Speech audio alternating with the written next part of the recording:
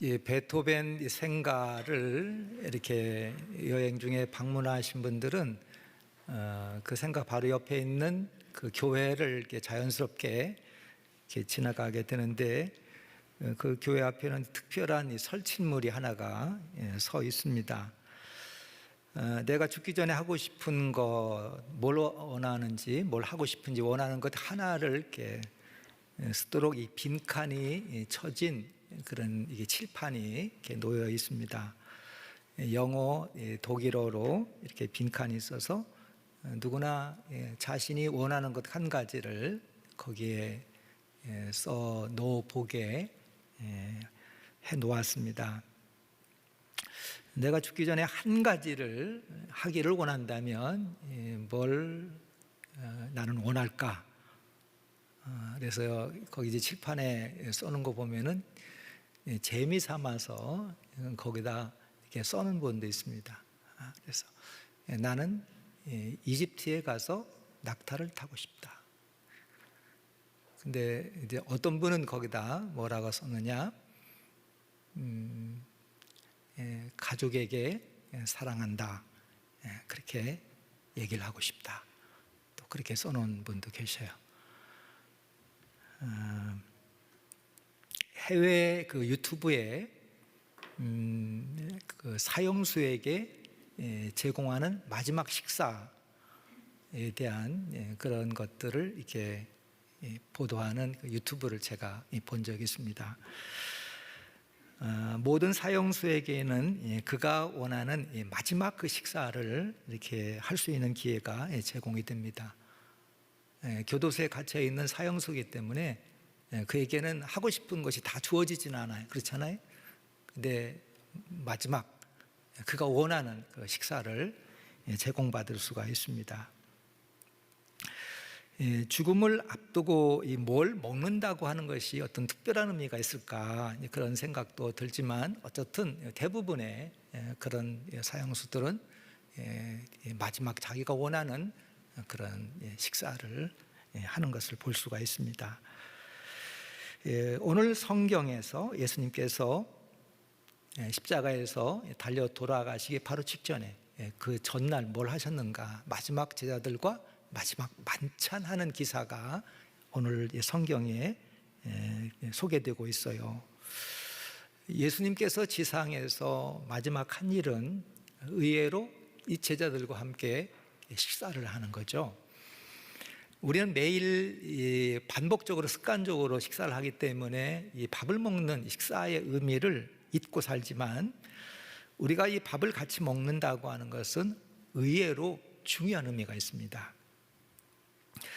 성경의 이야기는 아담과 하와가 선악과를 따먹는 이야기로 시작이 돼서 요한계시록 마지막이 뭐예요? 우리 믿는 자들이 마지막 혼인잔치에 참여하는, 그 잔치상에 참여하는 이야기로 끝을 냅니다. 그 가운데에 오늘 이 성경, 예수께서 제자들과 함께 최후의 만찬을 나누는 이 말씀이 소개되고 있어요.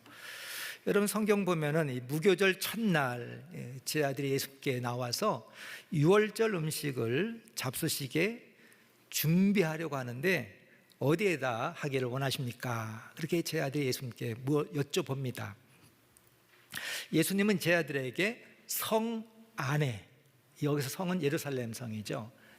성 안에 아무에게 가서 성령님께서 내 때가 가까웠으니 내 제자들과 함께 유월절 그 식사를 내 집에서, 유월절을 내 집에서 지키고 유월절 식사를 내 집에서 갖겠다고 하시는 말을 전하게 하세요. 여러분, 이 예루살렘 성 안에, 여기 이름은 기록되어 있지 않지만 정말 예수님을 이렇게 공개하는 그런 참된 제자가 있었어요. 이 제자는 예수님의 때가 왔음을 알고 있습니다. 여기서 예수님의 때라고 하는 것은 순환과 예수님의 죽음을 가리키는 거예요. 이 사람은 예수님에게 무슨 일이 닥칠 것인가를 놀랍게도 이 제자는 알고 있었어요. 지난주 예수님의 그 장례를 준비하기 위해서 값비싼 향유 옥합을 깨뜨려서 예수님에게 향유를 부어드린 그 이름 없는 여인, 그 여인을 생각나게 하는 제자가 성 안에 있었던 것입니다. 우리 지난주에 이 베다니 시몬의 집에 예수님이 식사하실 때 그 향유 옥합을 깨뜨려서 예수님에게 부었던 이 여인은 본인의 의사를 가지고 예수님 앞에 나왔잖아요. 근데 이 유월절 식사를 준비하게 한 사람은 예수님께서 딱 지정해 주셨어요. 성 안에 있는 아무에게로 가봐라. 그에게 가서 예수님과 그 제자들의 유월절 이 만찬을 준비하도록 하라. 예수님께서 이렇게 딱 지정해서 말씀해 주십니다. 여러분, 이 이름이 소개되어 있지 않지만 이 가정은 예수님께서 자신의 몸을 믿고 의탁할 수 있는 그런 가정이에요. 자신을 의탁할 수 있는, 믿고 맡길 수 있는 그런 가정이었습니다. 그래서 이들은 예수님의 마지막 식사를 준비해서 예수님을 섬기는 그런 가정이 됩니다. 여러분, 21절에서 식사하는 자리에서 예수님께서 가장 먼저 하시는 말씀이 21절에 나오죠. 그 제자들 향해서 뭐라고 하십니까? 그 가운데 한 사람이 나를 팔리라, 나를 넘겨줄 것이다, 이런 말씀을 합니다. 이 말씀을 듣고 제자들이 근심하며 걱정을 하면서 뭐라고 합니까? 주님, 저는 아니지요. 제 아들이 돌아가면서 주님, 저는 아니지요. 근데 25절 보니까 유다가 말하기를 랍비요, 나는 아니죠. 다른 11명의 제자하고 이 유다의 차이점이 있습니다. 다른 제자는 예수님을 주님 이렇게 부르는데 유다는 뭐라고 불러요? 랍비요, 그렇게 불러요. 마태복음에서 랍비는 예수님의 적대자들이 예수님을 호칭할 때 랍비요 이렇게 부릅니다. 지금 이 가룟 유다는 다른 생각을 하고 있어요. 이미 마음이 떠나 있어요. 예수님 부를 때 랍비요 이렇게 부릅니다. 성도님들이 우리 교회를 호칭할 때 제가 가만히 들어보면 세 가지로 우리 교회를 호칭하는데, 어떤 분은 목원대학교회 이렇게, 우리 성도님들 가운데는 목원대학교회 이렇게 이제 호칭하는 분이 있고, 이 교회 이렇게 호칭하는 분이 있고, 우리 교회 이렇게 호칭하는 분이 있다고 하는 것을 제가 우연하게 듣다 보니까 이 세 가지 카테고리로 이렇게 나눠볼 수 있어요. 여러분, 사람이나 교회나 어떤 기관이나 이런 호칭은 나와의 어떤 관계의 성격, 또 관계의 깊이, 그 정도들을 표현해 주는 것이 호칭이잖아요. 예수님은 이 가룟 유다가 당신을 팔아 넘길 것을 이미 알고 계셔요. 그렇지만 예수님은 이런 가룟 유다를 다른 제자들 앞에서 폭로하거나 막 드러내지 않고 감춰주십니다. 그리고 예수님은 이 가룟 유다와 함께 식사를 하시는 것을 보면은 이 가룟 유다에 대한 개인적인 적이나 미움이 전혀 없으세요. 예수님은 제자가 스승을 배반하는 것까지도 용납하신다는 그런 뜻이 있습니다. 그래서 스승은 아무나 스승이 되는 것 아닙니다. 예수님께서는 택하신 제자가 자신을 배반하고 넘겨주더라도 그를 용납하시는. 그러면 예수님께서 이 제자들과 마지막 이 만찬을 하신 목적이 뭔가? 우리 가까운 사람들과 헤어질 때 성별회 하잖아요. 우리 밥이라도 한 끼 먹자. 과연 그런 뜻인가? 그렇지 않아요. 예수님은 이 마지막 만찬 자리에서 함께 먹는 음식의 의미를 설명하고 계십니다. 떡을 가지고 축복하시고 떼어 제자들에게 주시며 받아 먹어라, 이거는 내 몸이라. 잔을 가지시고 감사기도 하시고 주시면서 마시라고 하시면서 말씀하시기를 이거는 제사함을 얻게 하려고 많은 사람을 위해 흘리는 바 나의 피, 언약의 피다. 그래서 이 유월절 만찬에서 먹는 그 음식을 가지면서 그 음식의 의미를 설명하고 있어요. 특별히 예수님은 떡과 포도주를 예수님의 죽음과 연관해서 말씀하고 있다는 것을 우리가 알 수 있습니다. 예수님의 십자가의 죽음이 오늘 우리에게 어떤 의미가 있는가? 예수님의 죽으심, 십자가의 죽으심이 우리에게 어떤 의미가 있는가 하는 것들을 예수님께서 제자들에게 그 먹는 음식을 가지고 이렇게 설명해 주시는 것입니다. 유태인들이 먹지 않는 것이 있어요. 우리 대한민국 사람은 뭐 가리지 않고 다 먹는데 유대인들이 절대 먹지 않은 가운데 하나가 뭐예요? 피를 먹지 않아요. 그런 제자들에게 자신의 피를 마시고 자신의 몸을 받아 먹으라, 이 말씀을 들었을 때 제자들이 어땠을까? 이 상상이 갑니다. 우리는 이 성찬식에 익숙하지만 제자들이 예수님의 이 말씀을 처음 들었을 때 상상하기 어려운 그런 큰 충격에 빠졌습니다.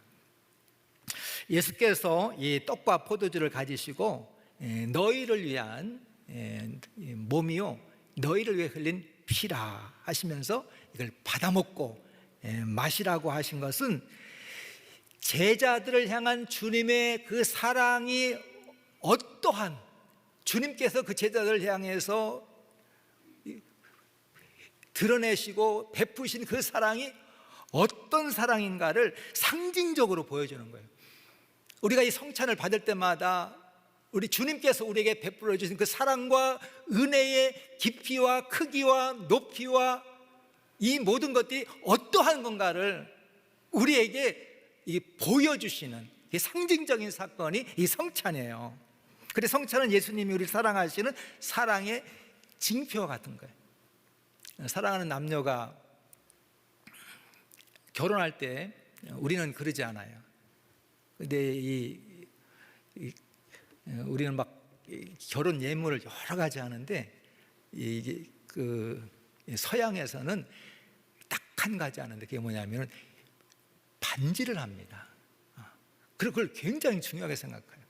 우리는 막 몇 세트 받았느냐, 뭘 받았느냐 막 이러는데 그건 어디서 왔나 모르겠어요. 근데 서양에서는 결혼할 때 딱 한 가지, 뭐예요? 결혼 반지만 해요. 그것도 한 가지. 막 우리처럼 뭐 그게 뭐 고가의 그런 것도 아니야. 그냥 어떤 사람은 철사 반지 같이 그냥 은 반지도 하고 가난 금 반지도 하고, 그런데 반드시 해요. 근데 저는 그런 의미를 몰라가지고 팔아먹었어요. 그래 나는 이 막 결혼 준비할 때 이 결혼 반지를 굉장히 강조하고 늘 차고 다닐 수 있는 아주 심플한 거 절대 하지 말고, 막 저는 그냥 결혼식 서약할 때 막 결혼 반지 언약도 시키고 막 그래요.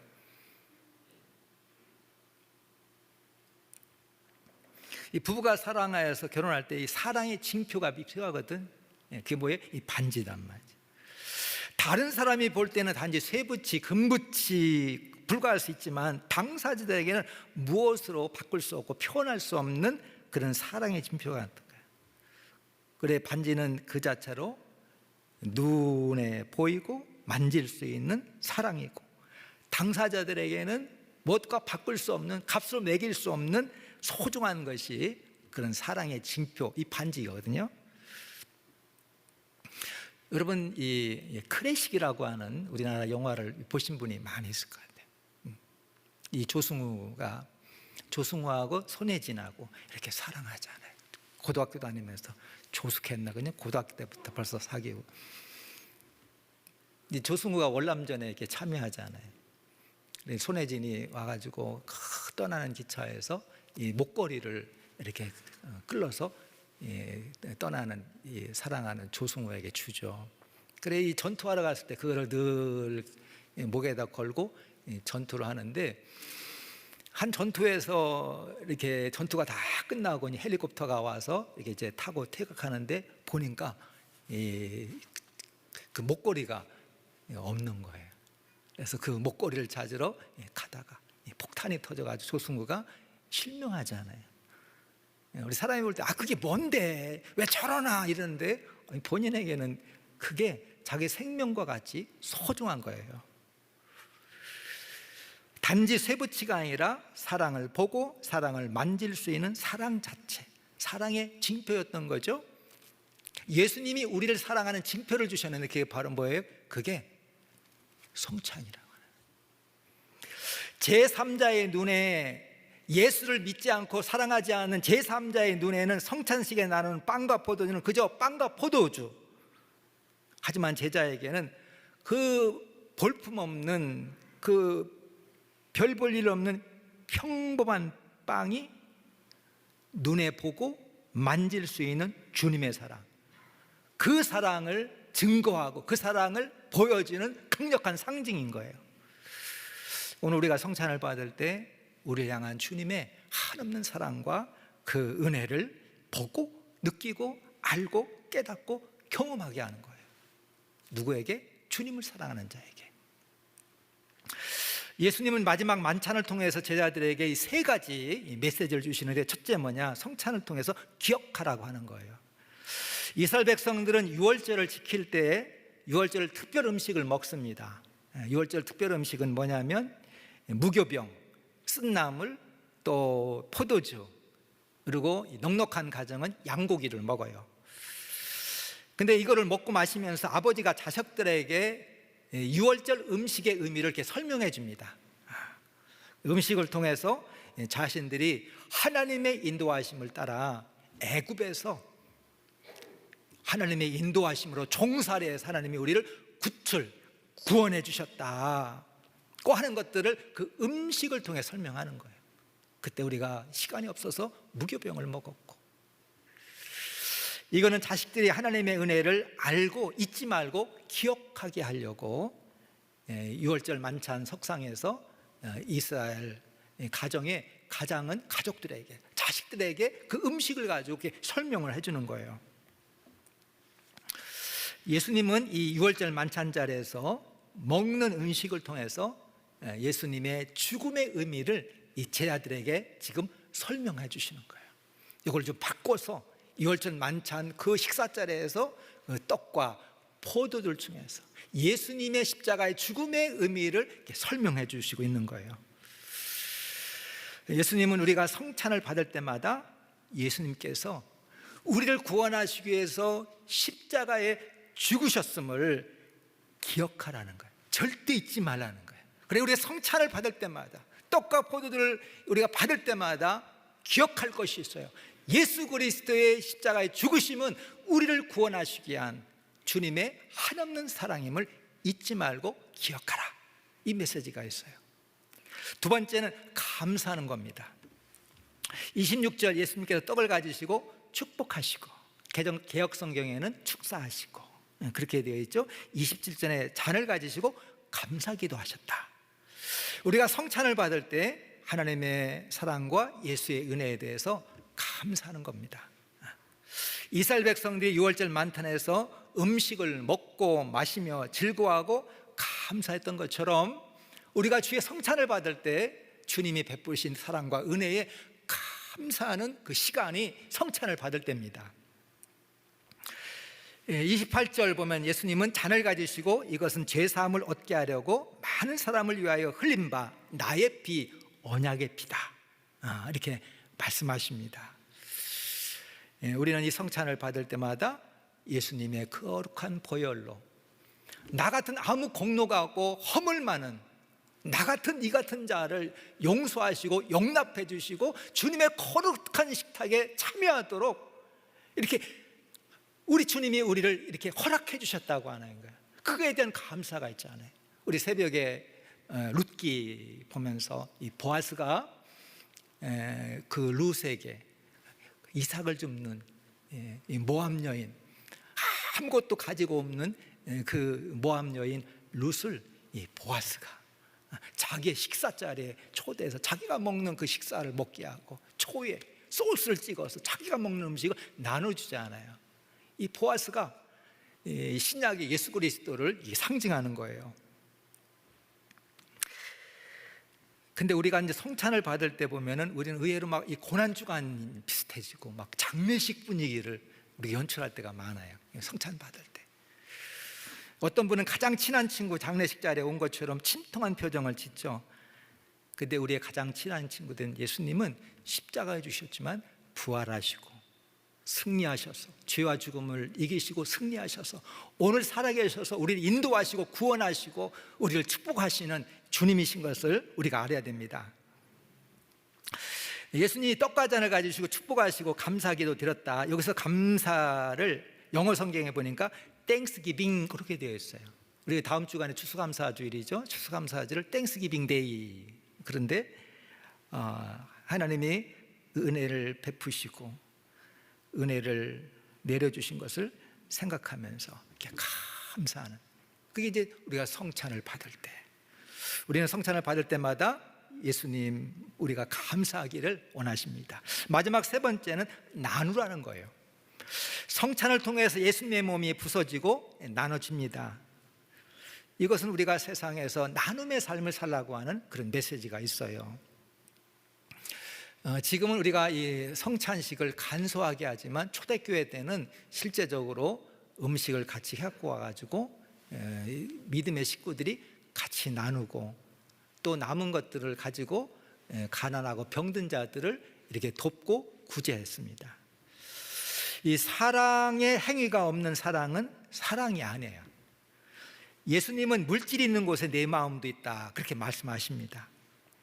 그래, 하나님 앞에 물질을 드리지 않은 예배는 거짓된 예배듯이 사랑도 물질이 없는 사랑은 말뿐인 공허한 사랑이 될 때가 있습니다. 오소독스 처치, 이 정교회라고 하죠. 이제 정교회 신학교에서는 이 성찬을 가리킬 때 예배학 교수가 반드시 성찬의 정신을 바로 하려면 배고픈 사람에게 음식을 만들어 나누는 것을 먼저 배워야 된다. 이게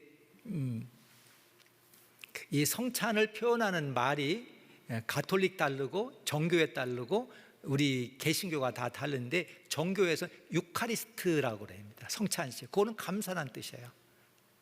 근데 이 정교회에서 이 성찬을 가리킬 때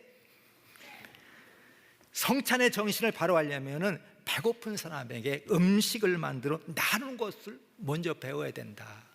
이 성찬의 정신이 나눔에 있다는 겁니다.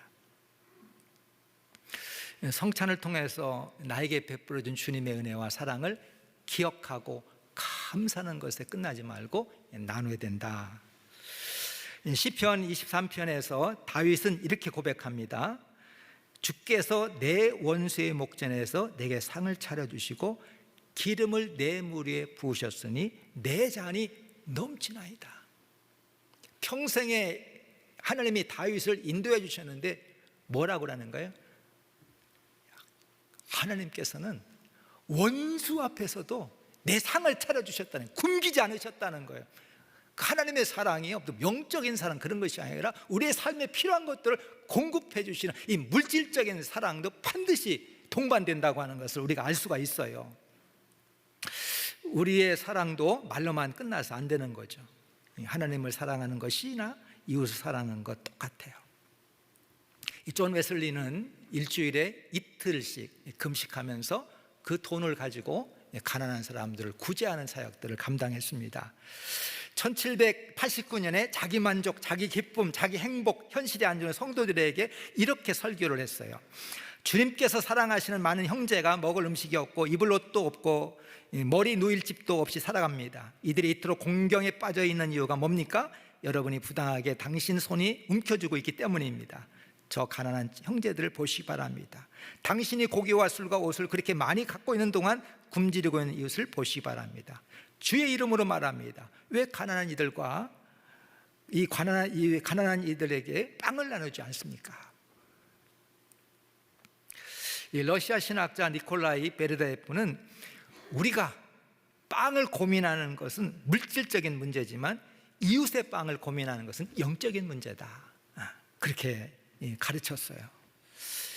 예수님은 지극히 작은 자 하나에게 한 것이 곧 나에게 한 것이다. 예수님은 최후의 만찬에서 이것을 받아 먹고 나누라 이렇게 말씀하십니다. 성찬은 예수님이 우리에게 보여주시는 강력한 메시지입니다. 성찬을 통해서 주님이 우리에게 베푸신 그 은혜와 사랑을 기억하고 또 감사하고 나누라는 거예요.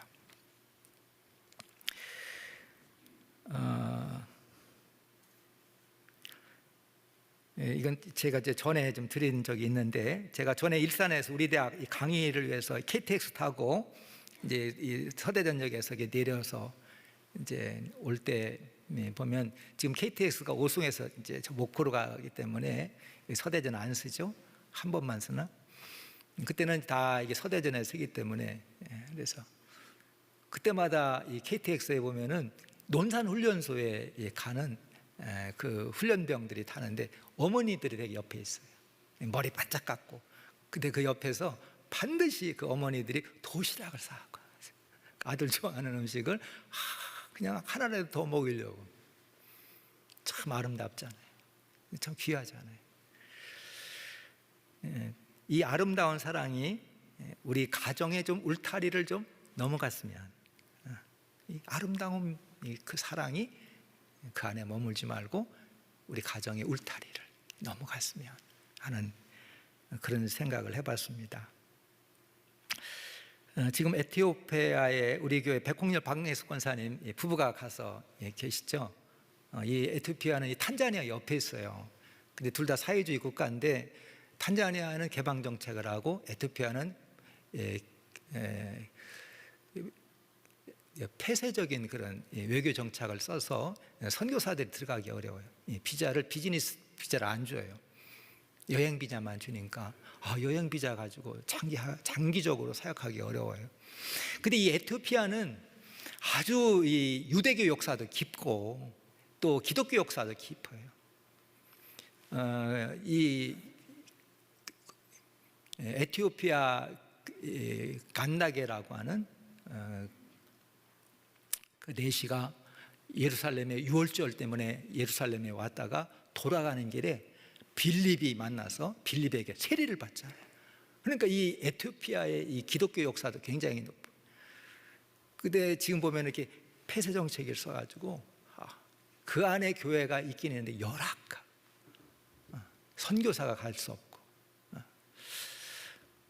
근데 저는 최근에 알았어요. 지난 주간에 우리 백 권사님 오래전에부터 가 있는데 그 에티오피아가 우리나라하고 깊은 연관성이 있잖아요. 역사적으로 16개국 6.25 때도 참전하고 각별한 사회예요.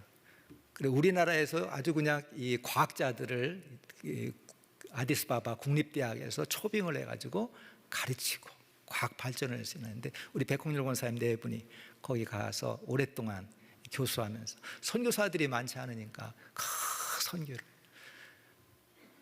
근데 지난 1년 동안에 에티오피아가 내전으로 아주 그냥 나라가 정치적, 경제적 최악의 상태라요. 그 사진을 쭉 저한테 보내줬는데 너무 마음이 아픈 거예요. 저는 이런 것들을 보게 되고 듣게 되면 하나님이 주시는 음성으로 저는 들어요. 올 추수감사주를 맞이하면서 많은 것들을 우리는 생각하게 됩니다. 여러분들도 다 힘들었죠. 어려우셨죠. 좋은 일보다는 다 어렵죠. 그럼에도 주님의 은혜와 사랑을 기억하며 감사하며 나누는 그런 절기가 되는 것을 하나님이 기뻐하실 것이다. 늘 뭘 먹을까 마실까 입을까 염려하는 대신에 믿음으로 나누고 섬기는 복 있는 삶을 살아가는 우리 모두가 될 수 있기를 소망하고 축원합니다.